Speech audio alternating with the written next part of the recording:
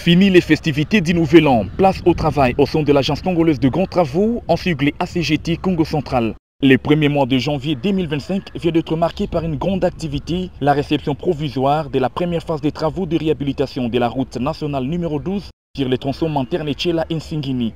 Exécuté par la société d'infrastructure Sino-Hydro 1, sous-traitant de l'entreprise sino-congolaise SISC en abrégé, ces premiers ateliers de travaux sur une distance de 11,710 km partant du village 28 jusqu'à Lemba a connu plusieurs étapes depuis la signature du contrat en juin 2023, à savoir les traitements de la plateforme, la réfection de la couche de fondation, la mise en œuvre de la couche de roulement, le marquage au sol et autres travaux d'embellissement et finition de la chaussée.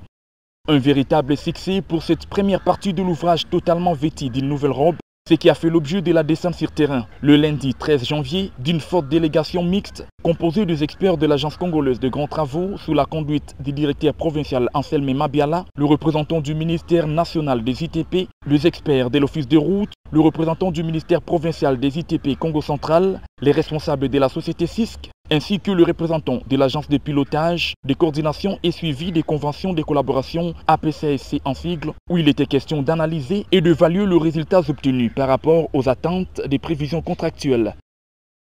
La délégation a parcouru le long du tronçon réhabilité pour palper du doigt l'ensemble des travaux, tout en mentionnant les remarques et observations. Après l'harmonisation des données recueillies le premier jour, toutes les parties prenantes se sont réunies les jours suivants, soit le mardi 14 janvier à la salle des réunions de l'hôtel La Candide dans la ville portière de Boma pour la signature du procès verbal, d'où l'événement officiel de la réception provisoire de cet ouvrage.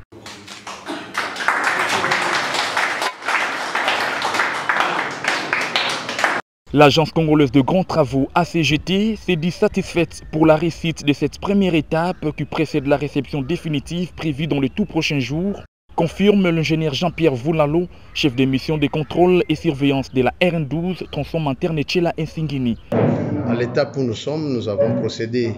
à la réception provisoire qui a été précédée par la réception technique qui a eu lieu le 26 juillet de l'année passée. Et sur base du contenu de la réception technique, nous avons pu analyser ce qui a été réalisé et après vérification avec toute la commission, il a été dit que la réception provisoire est d'actualité et raison pour laquelle nous venons de signer la réception provisoire avec toutes les parties contractuelles. Nous sommes très satisfaits par rapport à cette réception qui a eu comme soubassement la réception technique l'année passée. Et avec cette allure, nous sommes très confiants avec la prochaine réception définitive qui sera bientôt programmée, tout en prenant compte les recommandations et les réserves par rapport à la réception provisoire.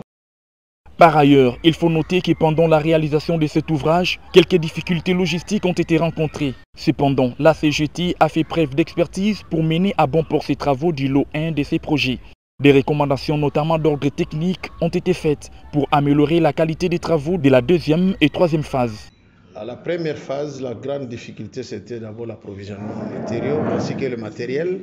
Mais pour l'instant, avec la deuxième phase, tout a été pris en compte par rapport aux recommandations de la mission de contrôle. Et nous avons un charroi vraiment pimpant neuf ainsi que le matériau en grande quantité sur terrain. La prochaine étape, c'est la phase 2 qui a déjà commencé. Nous sommes à pied d'œuvre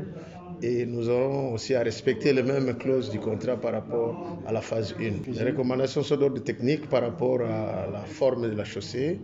par rapport à certaines déformations ainsi que par rapport à certaines améliorations qui seront faites. Rappelons que ces travaux de réhabilitation de la RN12 s'inscrivent dans le cadre du programme sino-congolais qui vise la construction et la modernisation des routes sur toute l'étendue du territoire national, vision du chef de l'État Félix Antoine Tshisekedi Tshilombo. Il est important de signaler que cette route a un impact multisectoriel à la fois économique, culturel et touristique. Une fois achevée au grand complet, la RN12 viendra faciliter les désengorgements de la région du Mayombe, le plus grand grenier de la République démocratique du Congo, l'évacuation des produits agricoles vers Kinshasa, la capitale, et l'accès direct au mausolée du feu président Joseph Kasavubu en Nsingini.